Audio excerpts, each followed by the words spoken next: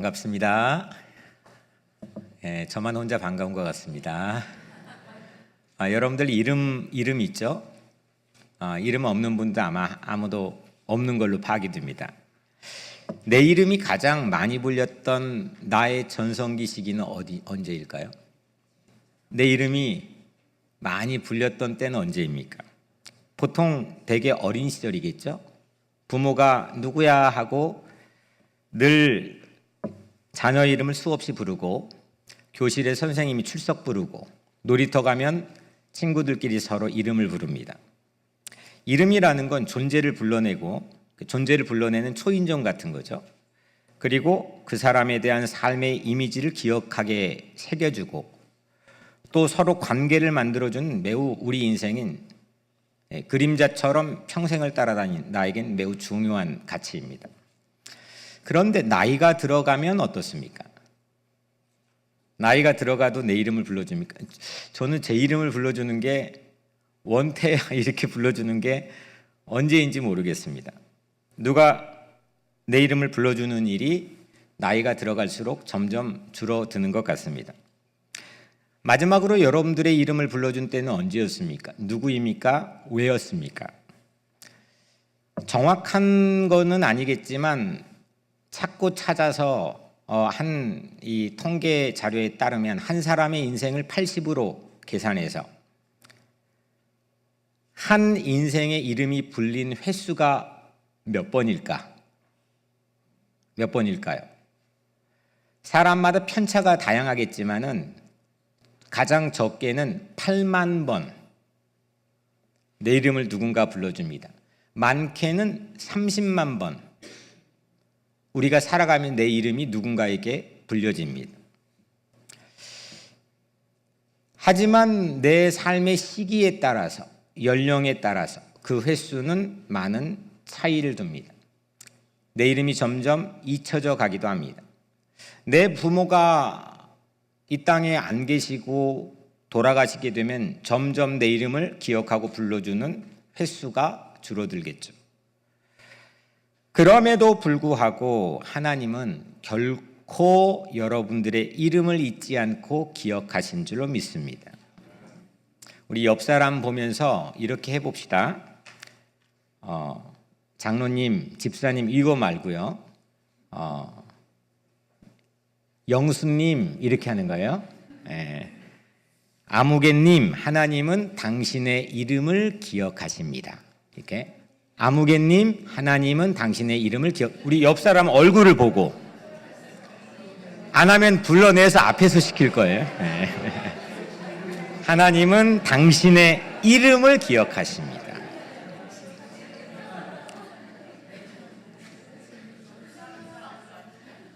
갑자기 졸다가 좋대요, 막. 이게 하나님의 기억 방식입니다. 정희야, 영자야, 수연아, 난 널 안다. 너는 내 소유다. 내 것이다. 이게 예언서에서 하나님께서 예언자들을 통해서 주신 신탁입니다. 기억해 주신다는 하나님의 방식인 거죠. 이름은 존재의 무게를 담고 있고 불려질 때마다 확인되는 나의 소속이기도 합니다.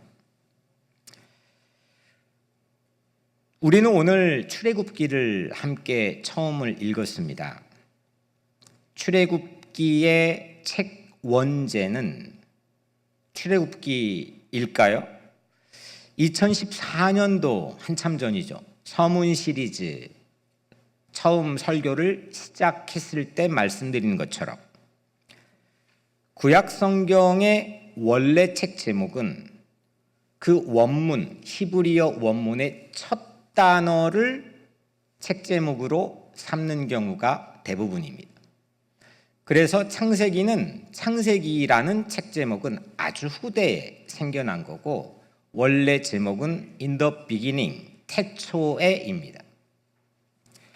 출애굽기의 원래 원제는 출애굽기 1장 1절에 한글 성경으로는 이스라엘 자손의 이름은 이러하니, 히브리 원문에는 쉐모스, 이름들입니다. 그래서 출애굽기의 원래 책 제목은 이름들 names입니다. 지금도 유대인들에게 물어보면 그렇게 아는 척을 하면 상당히 반가워할 겁니다. 그들이 가장 자랑스러운 역사의 책이기 때문입니다. 이 히브리 출애굽기에 소개된 1장에 처음 소개된 야곱의 12명 아들의 이름이 있습니다. 그걸 제외한다면 이 이야기가 전개될 땐 그분들은 다 이 세상 사람들이 아니었기 때문에 실제 이 무대의 주인공으로 등장하는 이름들의 첫 번째로 소개되는 이름들, 그 이름들은 왕의 이름도 아니었습니다. 도리어 왕의 이름은 출애굽기가 아주 은밀하게 숨겨놨습니다. 요셉을 알지 못하는 새 왕. 바로 왕이라는 것도 바로도 이름이 아닙니다. 대통령 같은 직함의 명칭입니다. 파라오라는 직함입니다. 1장에 나오는 노동을 시켰던 고위직인 감독도 이름을 소개하지 않습니다. 실명을 의도적으로 전부 감춰놓은 것처럼 보여집니다. 그런데 출애굽기에 등장한 이 이름들이라는 책 제목에 맞게 처음 소개되는 첫 이름은 뜻밖에도 여성들입니다. 출애굽기 1장부터 2장 초반에 등장하는 이름들은 전부 여성들입니다. 6명입니다. 모세도 아닙니다. 이 6명의 이름들, 오늘 소개되는 두 산파 시브라와 부아, 또 누구 있을까요? 바로의 딸, 그 실명은 좀 이따 말씀드리겠고, 그 다음에 모세의 엄마 요게벳, 모세의 누나 미리암, 오늘 미리암 오셨죠? 모세의 아내 시보라, 이 6명의 여성들의 이름을 소개합니다. 그 중에서 오늘 먼저 첫 번째 출애굽기 이름들이라는 타이틀에 맞게 소개하는 이 무대의 주인공의 이름은 뜻밖에도 산파들의 이름 시보라와 부아입니다. 오늘 15절 첫 절에 애국 왕이 히브리 산파 시브라라 하는 사람과 부아라 하는 사람에게 말하여, 이 두 사람의 이름은 출애굽기의 서사를 열어가는 첫 번째 주인공이자 하나님께서 이름을 기억하여 불러주신 진짜 영웅입니다. 오늘은 두 가지 이야기를 첫째, 둘째를 붙여서 설교를 진행합니다. 첫 번째, 가장 밑바닥에서 길어 올린 용기 있는 연민이 희망을 열었습니다. 이야기는 대략 이렇습니다. 왕의 명이 떨어졌습니다. 그 명령의 내용은 16절 다음과 같습니다. 너희는 히브리 여인을 위하여 해산을 도울 때 그 자리를 살펴서 아들이거든 그를 죽이고 딸이거든 살려두라. 왕의 음성은 냉혹했습니다. 누구도 이의를 제기할 수가 없었습니다. 그 자리에 있던 두 산파도 들었습니다. 이 어명은 손에 피를 묻히라는 말입니다. 고개만 끄덕여도 네 알겠습니다. 끄덕여도 살아남을 수 있습니다. 그런데 놀라운 일이 일어납니다.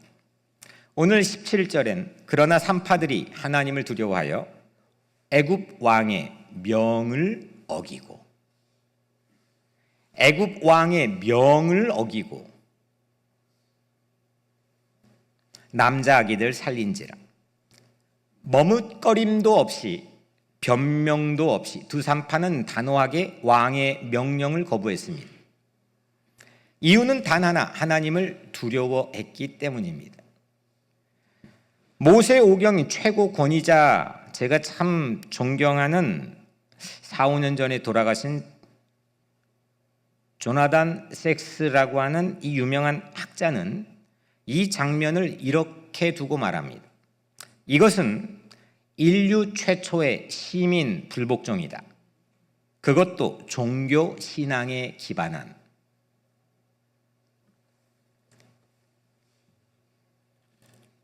(1960년) 미국의 지금 이민법을 비롯한 모든 걸 바꿨던 건 마틴 루터 킹 목사를 위시한 흑인들의 목숨을 건 시민 불복종 운동이 있었기 때문입니다.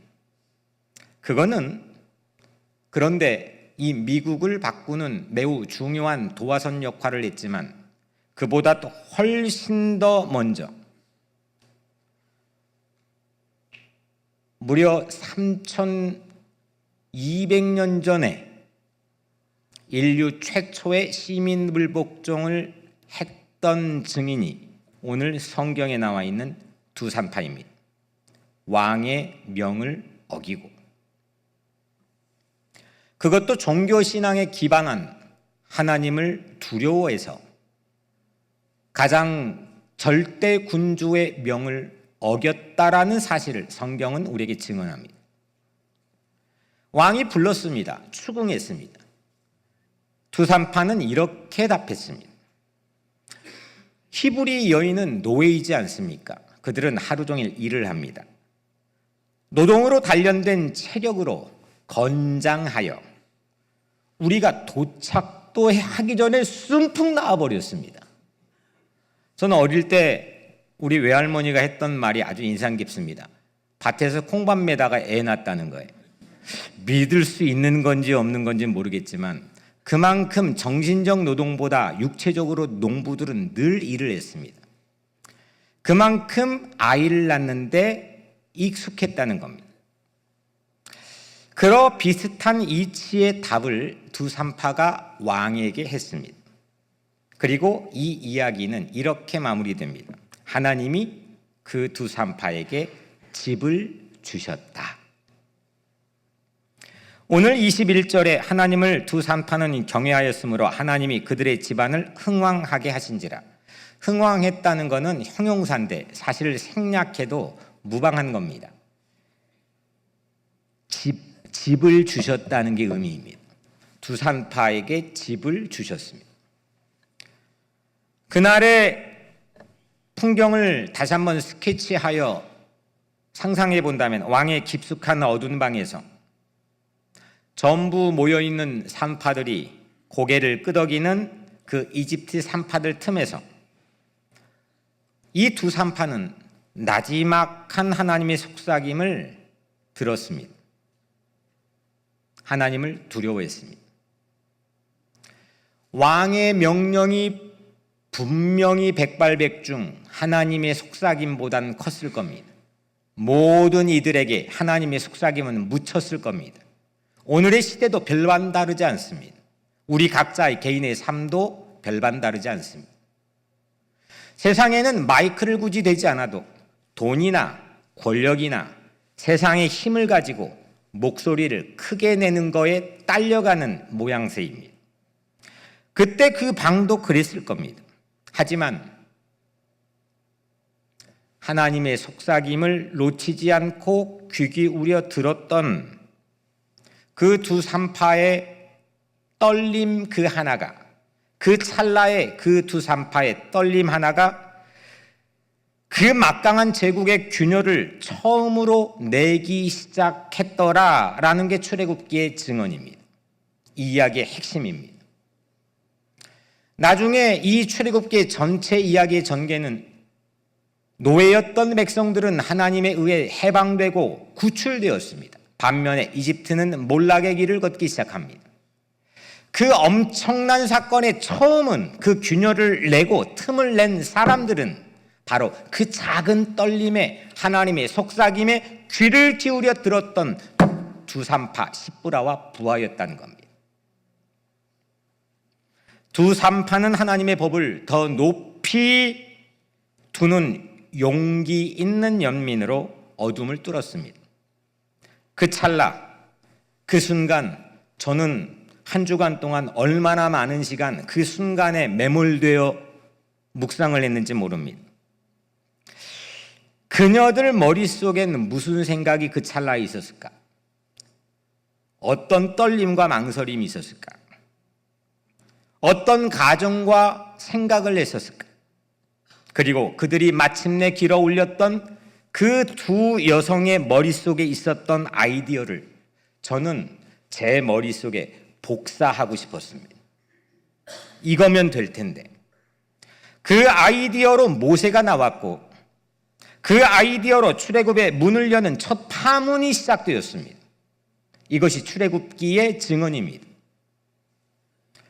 두 산파들의 위대함은 그들이 한 일보다도 하지 않았던 일, 즉 죽이지 않는 것이 더 중요합니다. 우리는 무언가를 하려는데 우선을 둡니다. 그런데 그들은 하지 않는 일이 더욱 위대했습니다. 두 산파는 칼을 들지 않았습니다. 오히려 칼을 내려놓은 손으로 생명을 안아 올렸습니다. 신생아를 바라보고 산파들이 아이를 출산하는 여성이 엄마가 있는 자리로 달려갔던 그들은 낳은 핏덩이들을 보고 위대한 연민을 가졌습니다. 이보교 모든 것들, 위대한 큰 것들도 다 작은 연민으로부터 시작합니다. 불쌍히 여기는 마음이 없이 선교, 백날 가봤자 형식적인 것밖에 되지 않습니다. 작은 연민을 품지 않고선 모든 위대한 시작은 이루어지지 않습니다. 진실한 연민, 그 연민이 그들을 왕 앞에서도 시민 불복종까지 하게 만드는 용기를 품게 했습니다.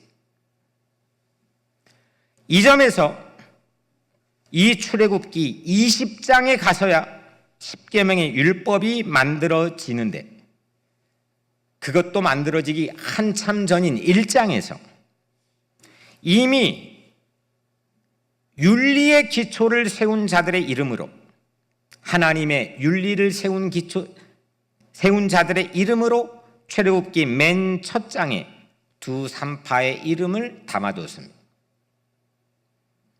하나님의 뜻에 반하는 명령에는 복종할 수 없다고 하는 이 믿음으로 이 두 산파는 우리들에게 희망의 아이디어를 선사해 줍니다. 1946년 전 세계가 주목하는 재판이 독일 뉘렌베르크에서 있었습니다.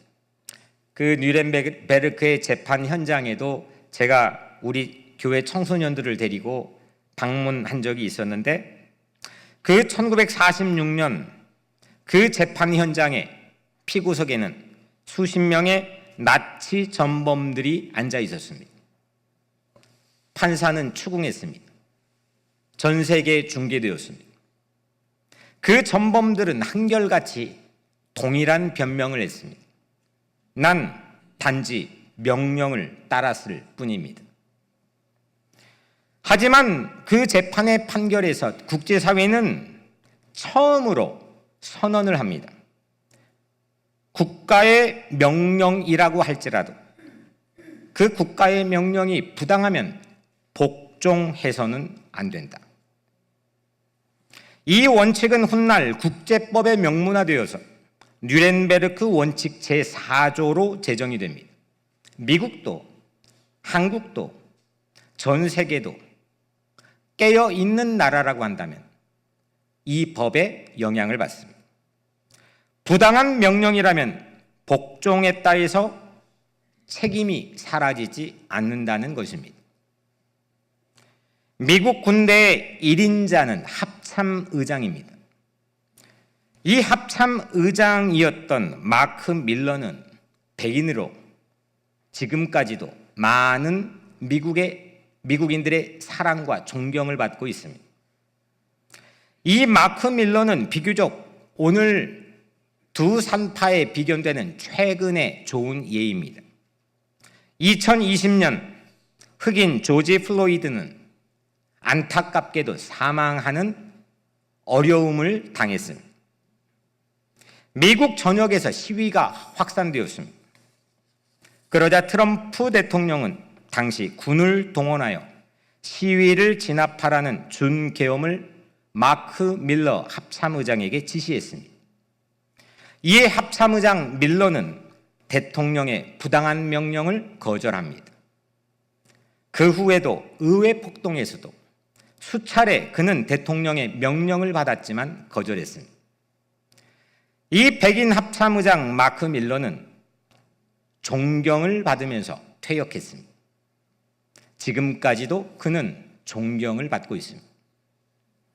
십부라와 부하는 어명이 아니라 하나님의 명령에 연민을 가지고 순종했던 선구자입니다.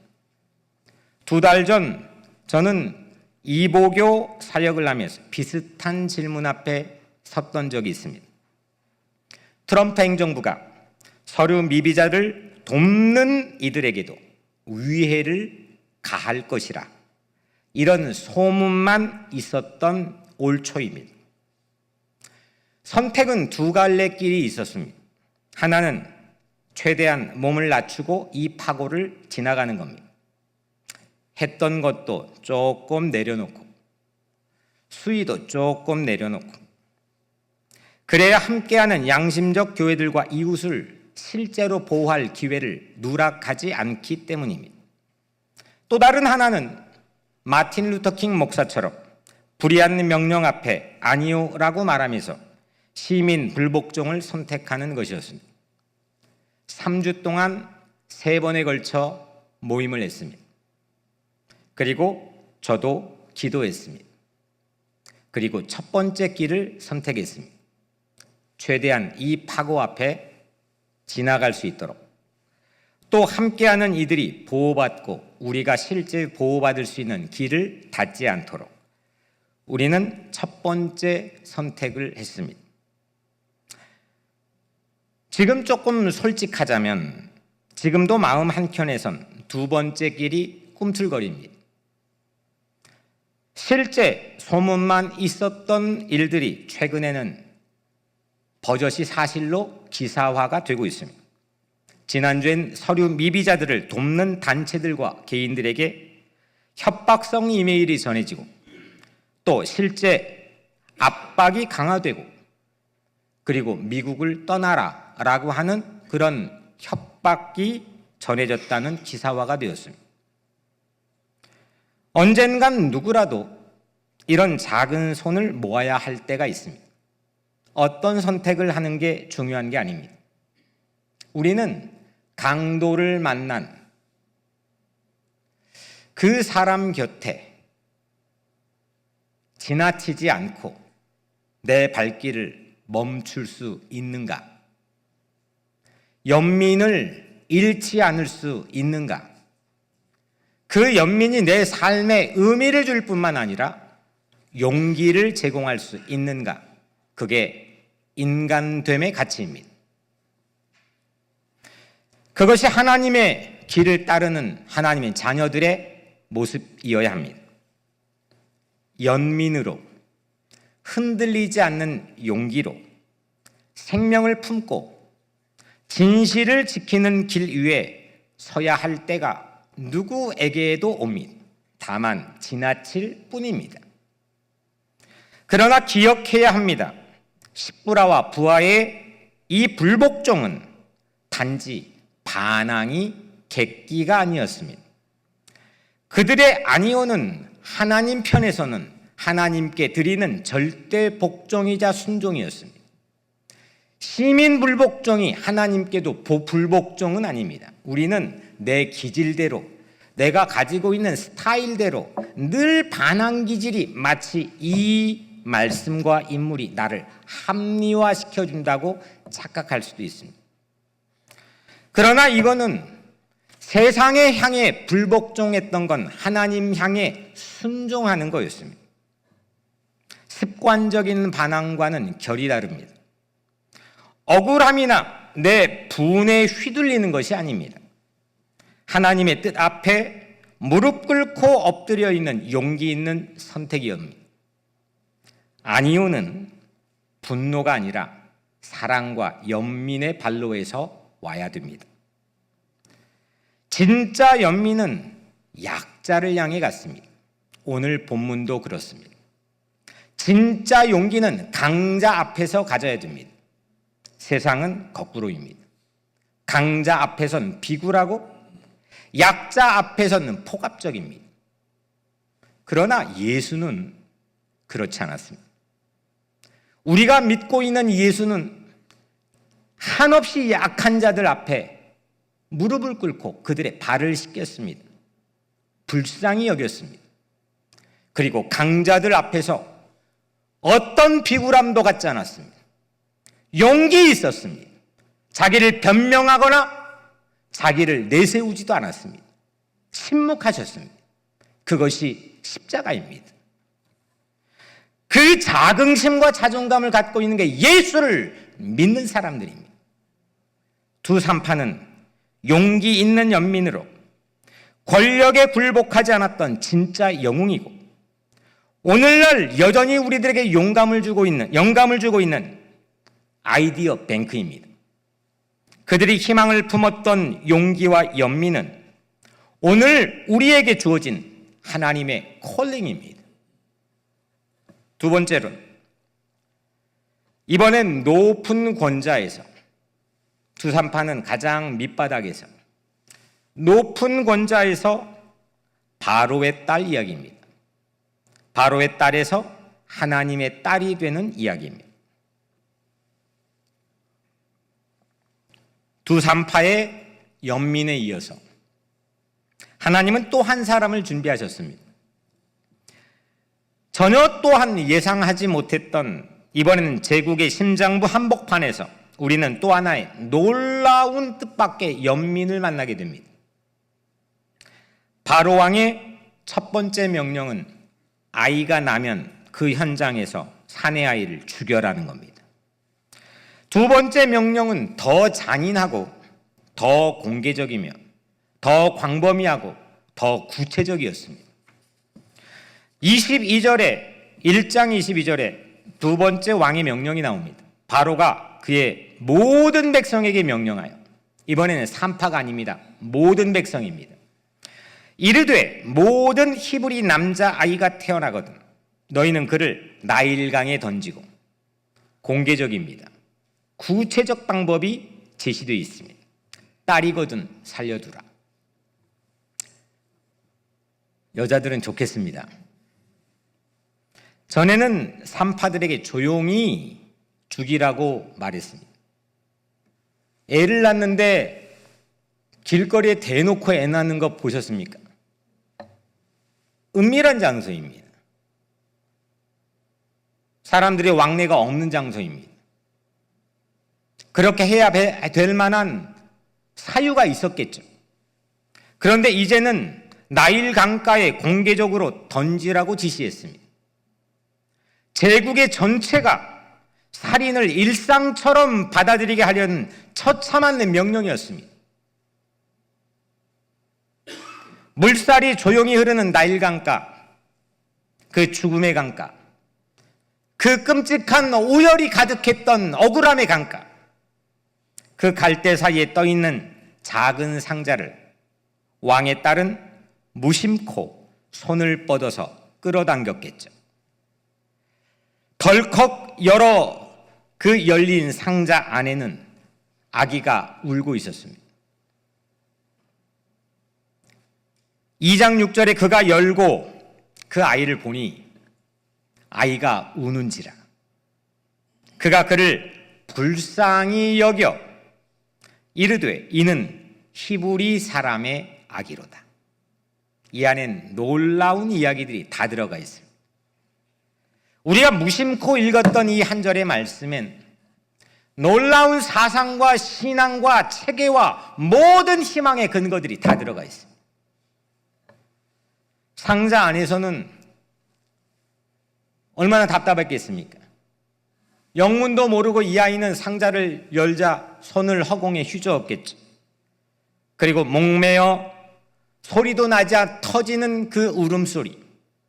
그 순간 그 공주는 이 아이가 어떤 명령에 따라 어떻게 떠내려 왔는지, 이 아이는 누구인지를 단박에 알았습니다. 이는 히브리 사람의 아기로다. 하지만 공주는 머뭇거리지 않았습니다. 아기를 품에 안았습니다. 죽음의 강가에서 한 생명을 건져 올린 공주의 연민이었습니다. 그날 공주는 단지 한 아이를 살린 것이 아닙니다. 하나님의 구원 이야기에 손을 얹었습니다. 우리는 뭔가 일을 특별하게 해놓고 아주 성취가 높았을 때 놀라운 일을 이루었다고 생각합니다. 하지만 우리는 오늘 이 공주처럼 뒤돌아보면 놀라운 하나님의 이야기에 손을 얹었던 것이라는 해석이 타당할 때가 훨씬 많습니다. 제가 어떻게 여기까지 왔을까? 미스테리입니다. 여기에 어떻게 서 있지?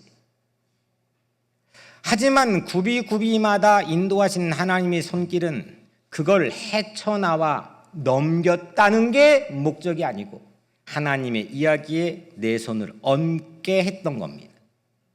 여러분들의 삶의 역사도 마찬가지입니다.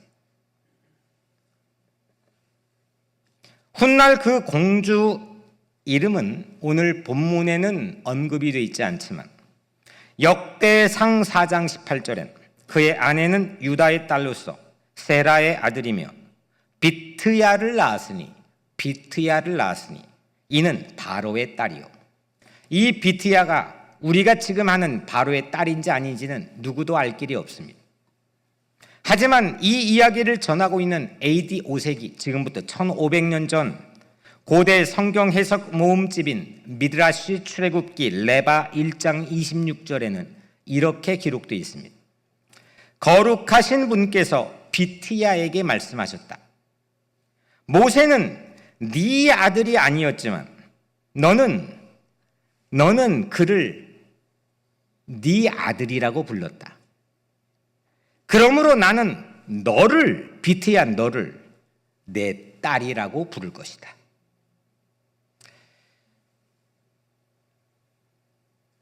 이 바로의 딸이었던 비트야는 모세가 친자가 아닙니다.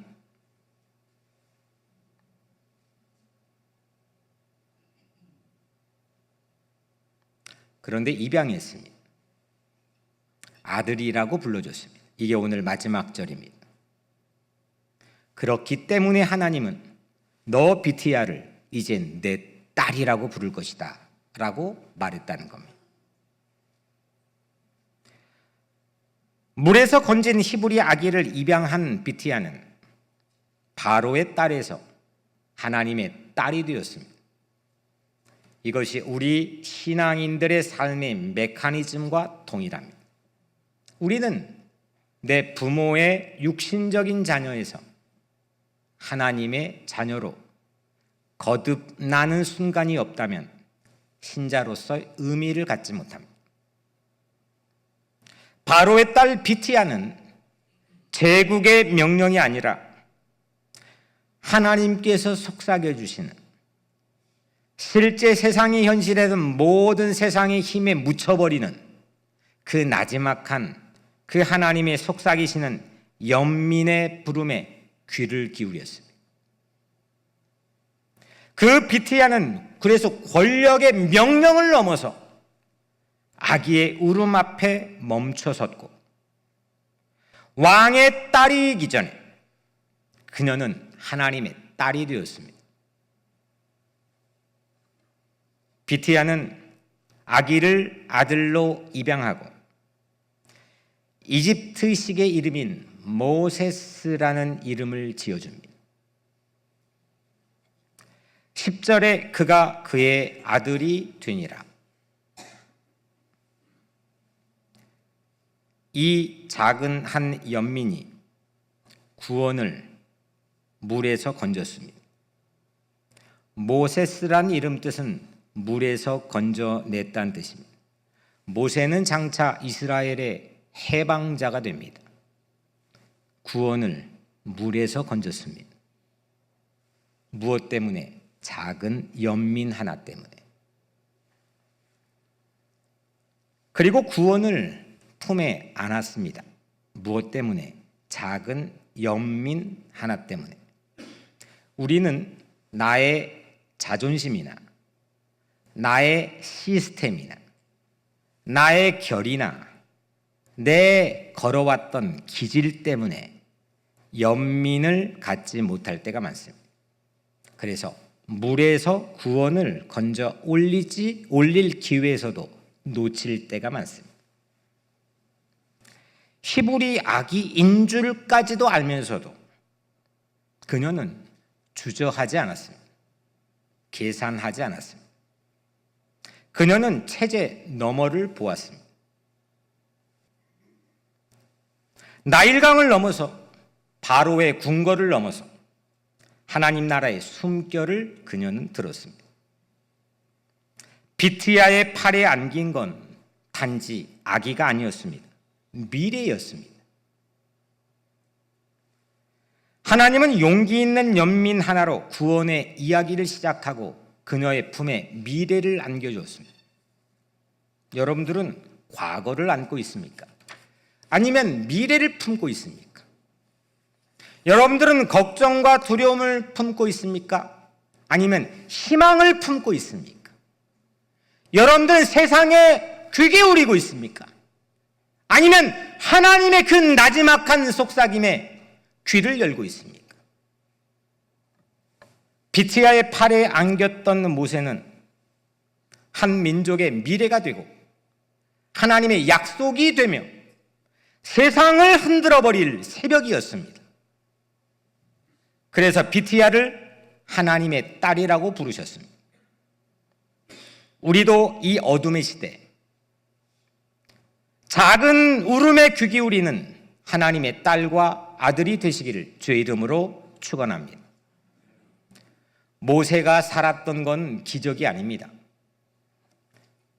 그걸 어떻게 물살을 뒤집어지지 않고 했지? 우리가 살아왔던 삶의 순간도 어쩌면 그 순간을 행운이나 우연이나 기적이나 이런 걸로 생각하기 쉽습니다. 하지만 하나님은 늘 하나님의 방식으로 한 사람의 역사건 이 땅의 하나님 나라의 역사를 이끌어가는 방식은 십부라와 부하의 연민으로 피어난 그 불복종, 비트야의 용기 있는 그 연민들이 서로 연결되어서 가능한 역사가 되게 합니다. 구체적인 이야기 없이 하나님의 성경은 이루어가지 않습니다. 이것이 바로 쉐모스, 구체적인 한 실존이라는 이름들에 담겨있는 제목이 담고 있는 깊은 의미입니다. 여러분들은 매우 중차대한 미래를 품고 있는 이름들입니다.